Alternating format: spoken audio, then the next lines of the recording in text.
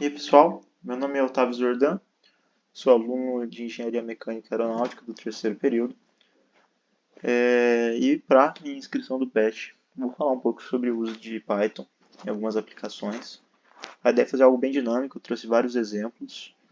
Ah, então, antes de a gente começar, eu gostaria de falar um pouco sobre as características do Python que tornam ele tão popular. Bom, primeira coisa é a ser uma linguagem interpretada, certo? Quando a gente está falando ali sobre prototipagem de soluções, quando a gente está falando ali sobre um desenvolvimento ágil, Python geralmente é uma opção rápida de se pensar por ser uma linguagem interpretada, diferente das outras linguagens mais famosas como C, C++, que são compiladas. Python ser uma linguagem interpretada torna ela bem difundida para esse tipo de coisa. Outra coisa é ela ser multiplataforma, né? Uma vez que você instalou o interpretador Python, você consegue rodar o mesmo script, tá? Não código. Toda linguagem interpretada, o nome certo da unidade de arquivo dela é script. Então, toda vez que você instala o interpretador, você pode usar o mesmo script para rodar em qualquer máquina, seja um laptop, um celular, seja um desktop que roda Linux. Então, não posso deixar de falar sobre a tipagem. A tipagem ela é muito dinâmica. Você fala com o computador como se você estivesse falando em inglês com ele. E por último, e eu acho que o maior motivador de Python ser o que é hoje é o gerenciamento de pacotes, a quantidade de bibliotecas. Vocês podem ver aqui alguns exemplos que eu adicionei, que a comunidade desenvolveu e que, bom, tornam Python extremamente versátil, né? Você vê Python cumprindo ali papéis no desenvolvimento web, vocês podem ver aqui. Eu não quero adentrar no meu currículo, mas eu sou desenvolvedor de software por profissão. Eu trabalhei com software e eu trabalhei com desenvolvimento web usando Python. Então, Django, Flask, isso significa, bom, as aplicações de Python web significam que existe um serviço, uma aplicação ali atrás que roda Python que disponibiliza as páginas web na internet, faz consulta em banco de dados, trata as páginas web, renderizam ela e disponibilizam para os usuários. Então, esse é um tipo de local que a maioria das pessoas não sabem que roda Python, mas roda, né? Eu posso ficar aqui até amanhã falando sobre isso, mas eu já vou partir para o próximo que não vai dar tempo.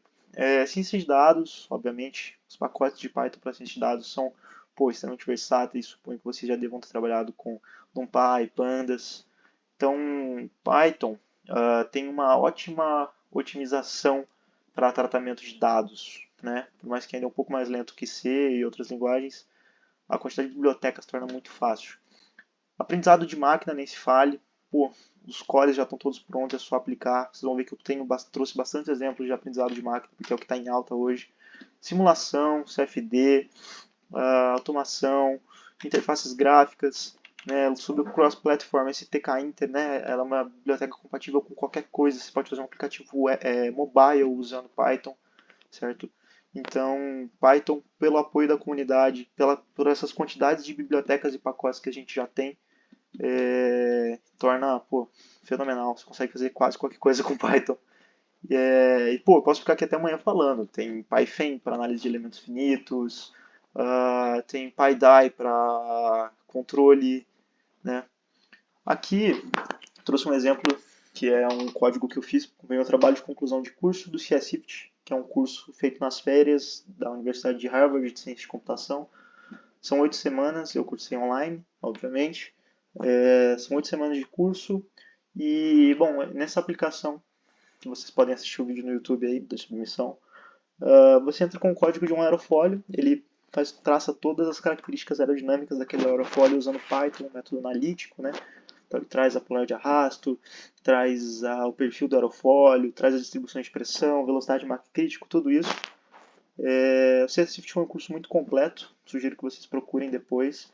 E essa aplicação, o mais interessante dela é que é uma página web. Vocês vão ver que essa tela aqui que vocês estão vendo, esse print que eu trouxe, é de uma página web. Então e é disponibilizado por Python. Então Python não só atua no cálculo dos coeficientes aerodinâmicos, de todas essas coisas que eu disse, mas também na distribuição dessas informações, na geração das imagens, geração de relatório em PDF, tratamento de dados. Então, Assistam esse vídeo se vocês tiverem a oportunidade, que lá eu mostro muitas coisas na engenharia aeronáutica e tudo isso foi feito usando Python. E se eu puder entrar no PET, se eu tivesse a oportunidade, o que eu pretendo fazer é dar continuidade no projeto que eu já toco, que é a previsão de dinâmica de voo e a caracterização da dinâmica de voo de drones Crazefly usando redes neurais. Vocês podem ver aqui um código que eu desenvolvi do lado para fazer a captura de logs de voo. Aqui está muito simplificado, isso aqui são só os protótipos da função. Esse código é absurdamente grande. Aqui eu só mostro realmente na prática as funções que eu chamo, né? Mesma coisa para esses outros, tá? Não pensem que o código é só isso, esses são só os protótipos das funções. Aqui vocês podem ver um exemplo dos dados que eu coleto, são os dados da dinâmica são os dados do voo, né? Então as velocidades angulares, as potências motores em PWM e as velocidades translacionais. E depois de vários coletas, eu fiz mais de 400 voos. Eu injeto isso nessa rede neural aqui, nessa arquitetura de rede neural. Não vale a pena eu descrever muito aqui sobre arquitetura, mas eu uso redes convolucionais e redes do tipo LSTM para caracterizar a dinâmica. E vocês podem ver que eu estou tendo respostas muito boas. Isso tudo em Python também, tá, galera? Tendo respostas muito boas de voo. Então eu estou quase conseguindo bater com o voo real usando minha rede neural para prever a dinâmica. Só trazendo mais aqui alguns gráficos. Essa aqui é a dinâmica angular. Essa é a dinâmica translacional. Certo? E o que eu tinha para apresentar para vocês era isso. Tudo bem? Então, essa foi a minha breve demonstração de onde Python pode ser aplicado em engenharia mecânica, engenharia aeronáutica. Trouxe mais aplicações de engenharia aeronáutica, mas eu tenho algumas aplicações também de elementos finitos, tudo bem? De deformação e tal. Tenho algumas aplicações também na parte de rádio.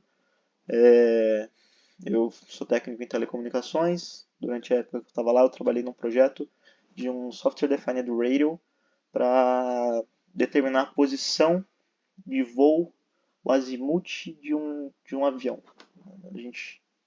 Em aeronáutica eu aprendi que o nome certo não é esse, mas tudo isso eu fiz usando Python também. E é isso que eu tenho a apresentar. Muito obrigado pela atenção. Espero que a gente possa se encontrar aí mais à frente para dar continuidade nesses projetos.